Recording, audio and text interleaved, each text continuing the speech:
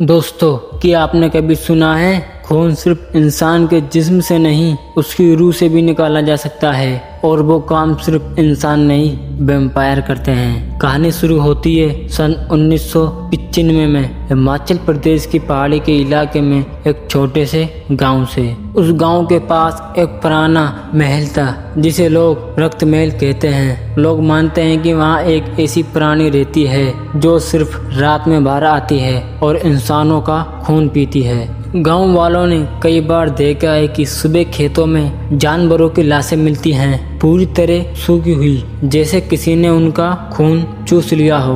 25 साल का एक युवक जिसका नाम अभिषेक था, वो गांव में टीचर था। वो इन बातों पर विश्वास नहीं करता था। वे सोचता है कि ये सब अंधविश्वास है। लेकिन एक रात उसके दोस्त रोहित की लाश मिलती है। चेहरा बिल्कुल सफेद, आंखें खुली हुई और गर्दन पर 2 गहरे दांतों के निशान। पूरे गांव में दहशत फैल जाती है। बुजुर्ग कहते हैं ये काम इंसान का नहीं बल्कि एक वैम्पायर का है। अभिषेक को यकीन नहीं आता।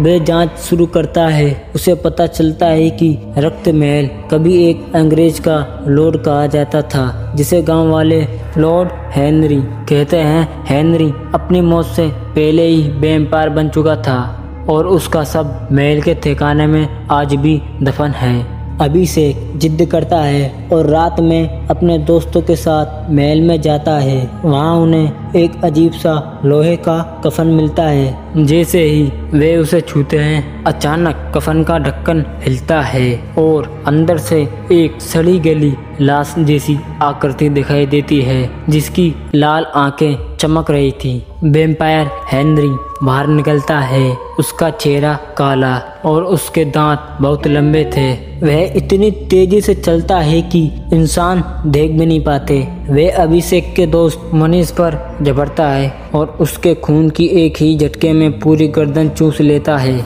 बाकी सब डर कर भागते हैं, लेकिन महल के दरवाजे अपने आप बंद हो जाते हैं। अंदर अंधेरा और सिर्फ वैम्पायर की लाल चमकती आंखें दिखाई देती हैं। अभिषेक को याद आता है कि गांव के बुजुर्ग कहते थे वैम्पायर सिर्फ पवित्र अग्नि और लोहे से मरते हैं। वे महल के अंदर एक पुराना लोहे का भाला उठाता है। बाकी बचे दोस्त मसाल जलाकर हेनरी को घेरते हैं, लेकिन हेनरी उड़कर ऊपर छत पर चला जाता है और वहीं से झपट्टा मारता है। अभिषेक के दोस्त और इस वैम्पायर के बीच भयानक लड़ाई होती है। वो वैम्पायर एक एक करके अभिषेक के सारे दोस्तों को घायल कर देता है।